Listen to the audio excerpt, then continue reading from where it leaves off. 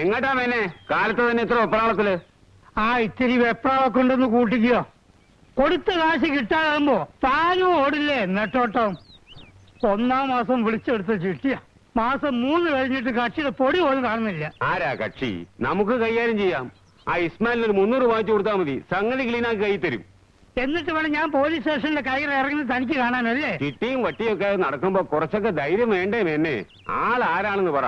നമ്മുടെ പാണാട്ട ശങ്കരൻ നായരുടെ വരുവാനില്ലേ ഗോപിനാഥൻ, അവൻ തന്നെ. അത് കിട്ടില്ല എന്റെ മേന്നെ, കർത്താവാണ് സത്യം, അത് കിട്ടാൻ പോണില്ല. കഴിഞ്ഞ 31-ാം തീയതി ബോണസ് കിട്ടുമ്പോ തിരിച്ചു തരാമെന്ന് പറഞ്ഞ് എന്റെ കയ്യിൽ നിന്ന് 100 രൂപ വാങ്ങിച്ചതാ പുള്ളി. ദോഷം പറയരുതല്ലോ. പിന്നെ അവനെ ആ വഴിക്കേ കണ്ടിട്ടില്ല. ആ ചെല്ലേ ചെല്ലേ.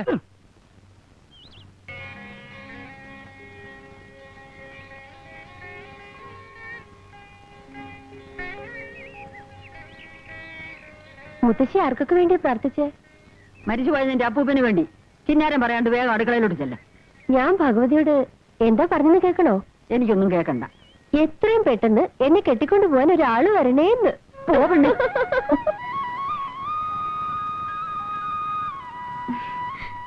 എന്താ മാവാ? കുറെ ഏറുണ്ടെന്ന് എന്റെ കൊഞ്ചല്. അമ്പലത്തിൽ പോയാ വരാൻ 4 മണിക്കൂറാ. ഞാൻ എത്ര നേരമായി കുഴമ്പ് തെച്ചിരിക്കണം അറിയൂ?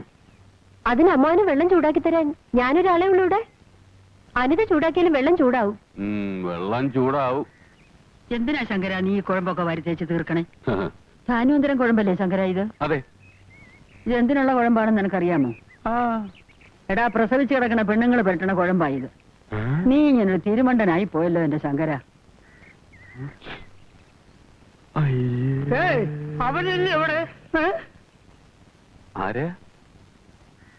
ആരാണോ? നിങ്ങളെ മരുമകൻ ഗോപിനാഥൻ തന്നെയാ ചോദിച്ചത്. അവൻ എത്ര കാലം ഇങ്ങനെ മുങ്ങി നടക്കുന്നു എനിക്കൊന്നും അറിയില്ല. രാവിലെ തന്നെ ഞാൻ തുണിക്കടയിലേക്ക് പോയി അങ്ങേരോട് പറഞ്ഞേക്ക്. അടിച്ചവന്റെ കയ്യും കാര്യം ഞാൻ ഓടിക്കൂ. എനിക്കതൊരു പ്രശ്നമല്ല. ഗോപി ഇവിടെ ഉണ്ടായിരുന്നല്ലോ. ഇപ്പൊ പശുവിനെ കറക്കാൻ അങ്ങോട്ട് പോയിട്ടുള്ളൂ. ഗോപിയുടെ കടയിൽ പോയിട്ട് നേരെ എത്രയായി? ഈ അമ്മാവൻ ഇവിടെ ഒന്നല്ലേ? അയ്യോ, ഞാൻ അറിഞ്ഞില്ല കേട്ടോ. മെനിരിക്കൂ, ചായ കുടിച്ചിട്ട് പോവാ. കയറി ഇരുന്ന് ചായയും ചോറൊക്കെ കൊണ്ടുപോവാ. ഞാൻ അവിടെ പെണ്ണ് കാണുന്നത്. കഴിഞ്ഞ മാസം 3-ാം തീയതി ചിട്ടിയുടെ ഗഡു വരാന്ന് പറഞ്ഞ ഗോപി. പറഞ്ഞിരുന്നോ? ഇല്ല, ഞാൻ തമാശ പറഞ്ഞല്ലേ. അപ്പൊ എത്തിച്ചുണ്ടാവും. എന്നാല് ഈ എണ്ണയും തേച്ചിട്ട് ഒരുമാതിരി കണവുണ വർത്താൻ പറഞ്ഞിട്ടല്ലോ. എനിക്ക് എന്റെ സ്വഭാവം തന്നെ പിടിക്കാത്തതാ. പണം മേടിച്ച് ഞന്നല്ലാതെ അത് തിരിച്ചു കൊടുക്കണമെന്ന് വല്ല വിചാരമുണ്ടോ നിങ്ങളെ മോനെ? അവൻ വന്നാ ഞാൻ പറയാം. കാലത്ത് തന്നെ വീട്ടിന്റെ മുമ്പിൽ വന്ന് ഇന്നൊന്നും പറയരുത്. അവനെ ഞാൻ എവിടെയെങ്കിലും ഇട്ട് പിടിച്ചോളാം. ഇത് മേന്ന ഇവനെക്കാളും വലിയ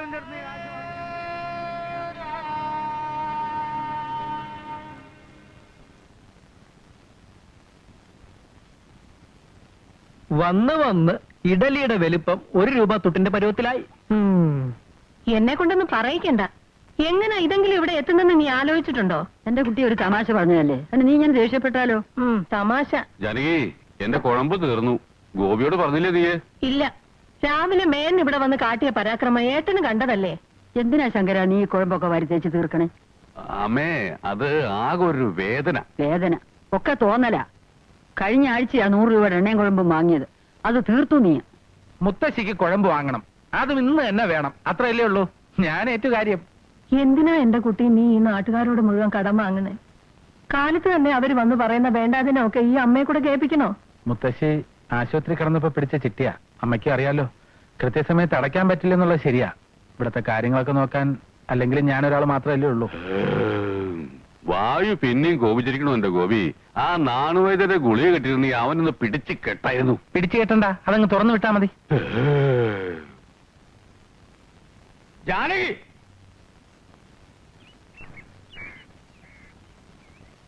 ആര്? ഗോവിന്ദേട്ടനോ? വരൂ, ഇരിക്കൂ. ശങ്കര, ജാനകിയും മക്കളും റോഡിൽ ഇറങ്ങേണ്ടി വരുമല്ലോ എന്ന് കരുതി അന്ന് ഞാനത് ചെയ്തത്. അതിനിപ്പോ എന്താ ഉണ്ടായി? അതിന് ഞാൻ പറയണോ? അമ്മാവൻ വന്ന കാലം നിൽക്കാതെ കയറി ഇരുന്നട്ടെ. ജപ്തി നോട്ടീസ് വന്നപ്പോ 75,000 രൂപ ഞാൻ അവിടെ കെട്ടിവെച്ചില്ലേ. കാണാമായിരുന്നു എന്തൊക്കെയാ നടക്കുക എന്നുള്ളത്. ഇതൊക്കെ പല ആവർത്തി പറഞ്ഞിട്ടുള്ള കാര്യങ്ങളല്ലേ. കാര്യം അറിഞ്ഞാൽ മാത്രം പോരാ. 75,000 രൂപ ഈ ബുധനാഴ്ച എനിക്ക് കിട്ടണം. ഏട്ടന് കുറച്ചു ദിവസം കൂടി ക്ഷമിച്ചൂടെ? പറ്റില്ല എന്ന് അറിയിക്കാനാണ് ഞാൻ വന്നത്. ഇവൻ എത്ര അവധി പറഞ്ഞെന്ന് ശങ്കരൻ അറിയോ? ഉവ്വ്, തരാൻ ആഗ്രഹമുള്ളത് കൊണ്ടാണല്ലോ അവധി പറയുന്നത്. പിന്നെ 100-200 രൂപയൊന്നുമല്ല, 75,000 രൂപയാ. അത് പെട്ടെന്ന് ഉണ്ടാക്കാന്ന് പറഞ്ഞാൽ എനിക്ക് ഇത്തിരി വിഷമം തന്നെയാ. നിന്റെ വിഷമമൊന്നും എനിക്കറിയേണ്ട കാര്യമില്ല. എന്നാലേ കാശ് തരാൻ എനിക്ക് മനസ്സില്ല. അമ്മ പോയി കേസ് കൊടുക്കും. ഗോപി, അമ്മ എന്നെ പറഞ്ഞേ, ഇങ്ങനെയല്ല പിന്നെ എങ്ങനെയാ മറുപടി പറയുക? ബാങ്ക് ലോൺ ശരിയായി കഴിഞ്ഞാലുടൻ കാശ് തിരിച്ചു കൊടുക്കാന്ന് ഒരു 100 വട്ടം പറഞ്ഞതാ. കേക്കണ്ടേ? വെളുക്കുന്നതിനും മുമ്പർത്ത് വന്നോളും. അതൊന്നും പോരാഞ്ഞിട്ട് തുണിക്കടയിലും കാശ് കൊടുക്കാണ്ടെന്ന് എഴുതി മനുഷ്യന് സ്വയം തരണ്ടേ? ലോൺ കിട്ടിയ ഉടനെ തരാന്നല്ലേ പറഞ്ഞ്. കഴിഞ്ഞ 1 കൊല്ലമായിട്ട് കേട്ടു തുടങ്ങിയതാ ഈ ലോണ്. ഞാനേ അധ്വാനിച്ചുണ്ടാക്കിയ പണമാ. ശങ്കരനെ പോലെ കുഴമ്പം തേച്ചിങ്ങനെ വെറുതെ ഇരുന്ന് ആഹാരം കഴിച്ചിട്ടില്ല ഈ ഗോവിന്ദനായര്. അധികമല്ലേ പോയിന്നേട്ടാ. ഈ കുടുംബത്തിനും കുട്ടികൾക്കും വേണ്ടി കഷ്ടപ്പെട്ടാ ഞാൻ ഈ കോലത്തിലായത്. ശങ്കരൻ കുടുംബത്തിന് വേണ്ടി ചെയ്തിട്ടുള്ള കാര്യങ്ങൾ പറയാതിരിക്കാ ഭേദം. എന്താ ഏട്ടാ ഇത്? അമ്മാവൻ ഇവിടുന്ന് ഒന്ന് പോയി തരുന്നുണ്ടോ? പോവണ്ട.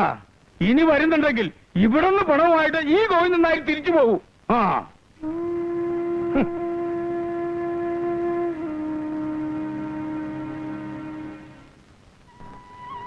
അമ്മാവന്റെ മകളെ പ്രേമിച്ച് നടക്കുന്നതിൽ ഒരു ത്രില്ലും ഇല്ല.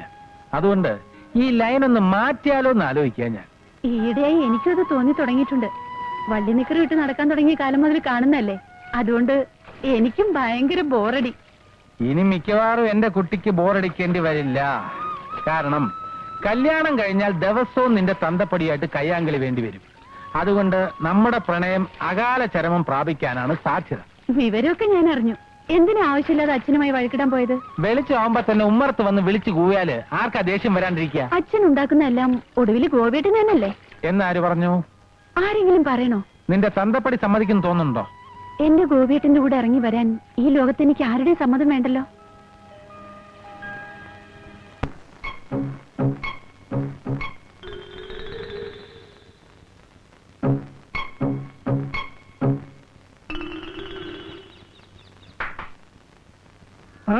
വരണം, ഒരു കാര്യം പറയുവാനുണ്ട്. ഒരു കാര്യം പറയുക വേണ്ട. അങ്ങനെയല്ല, പിന്നെങ്ങനെയാ? ഇപ്പോൾ മനസ്സിൽ വിചാരിച്ചിരിക്കുന്നതായ കാര്യം നടക്കുമോ ഇല്ലയോ എന്നുള്ള കാര്യം പറഞ്ഞു തരാം. ശത്രുദോഷം ശരിക്കുമുണ്ട്. ശത്രുവിനെ വകവരുത്തുവാനുള്ള പരിഹാര മാർഗവും പറഞ്ഞു തരാം. വരണം. ശത്രുവിനെ വകവരുത്താനുള്ള രേഖ എന്റെ കയ്യിൽ തന്നെ ഉണ്ട്. അതിന്റെ മോന്റെ കണ്ണ് രണ്ട് ഞാൻ ചൂന്നെടുത്ത് കളയും. എന്റെ കയ്യിലൊന്ന് കിട്ടട്ടെ കേട്ടാ. അത് ഞാൻ നോക്കിക്കോളാം. നിന്റെ സഹായമൊന്നും വേണ്ട. സ്വന്തം ശത്രു അരികിൽ തന്നെ ഉണ്ട്. വരണം, പറഞ്ഞു ശത്രു തരാം. നീ തന്നെയാടാ എന്റെ ശത്രു. പോ. വേണ്ടേ? ഹലോ, വരണം, ഒരു കാര്യം പറയുവാനുണ്ട്. സാറിന്റെ മുഖലക്ഷണത്തെ കുറിച്ച് പറയുവാണെങ്കിൽ വളരെ സത്യസന്ധനാണ്. ആ കണ്ണുകൾ വലിയ ഭാഗ്യവാന്റെ ലക്ഷണമാണ്. ഏതോ ഒരു അപകടസന്ധിയിൽ നിന്നും രക്ഷപ്പെട്ടു വരികയാണെന്ന് കണ്ടാൽ അറിയാം. വരണം, പറയുവാനുണ്ട്. നല്ല ഐശ്വര്യമുള്ള മൂക്കാണ്. ജോൺ എഫ് കെന്നഡിക്കും ജവഹർലാൽ നെഹ്റുവിനും ഇതേ മൂക്ക് തന്നെയായിരുന്നു. വിശ്വപ്രസിദ്ധനാവും. അറച്ചു നിൽക്കാതെ മടിച്ചു നിൽക്കാതെ വരണം. ഐശ്വര്യമായി ഒരു ദക്ഷിണം വെക്കണം. മുരുക ഭഗവാനെ, ഗുരുവായൂരപ്പ.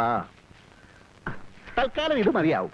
പറയുന്നത് മുഴുവനും സത്യസന്ധമാണെങ്കിൽ സാറ് 100 രൂപ എനിക്ക് സമ്മാനം തരണം. ഭഗവാനെ, ഇനി ആ കൈയൊന്ന് കാണട്ടെ. വിവാഹിതനല്ല. അല്ല, അടുത്ത് തന്നെ ഉണ്ടാവും. ഉത്തരങ്ങൾ വേണ്ട, ഞാൻ പറയുന്നത് കേട്ടാൽ മതി. നിങ്ങൾ ഇപ്പോൾ ചെയ്തുകൊണ്ടിരിക്കുന്നതായ ജോലി അധിക നാൾ ചെയ്യേണ്ടി വരില്ല. അയ്യോ, അപ്പൊ മുതലാളി എന്നെ ജോലിന്ന് പറഞ്ഞു വിടുവോ? അയ്യോ, അതല്ല സാർ, നല്ല ഐശ്വര്യമുള്ള കൈയാണ്.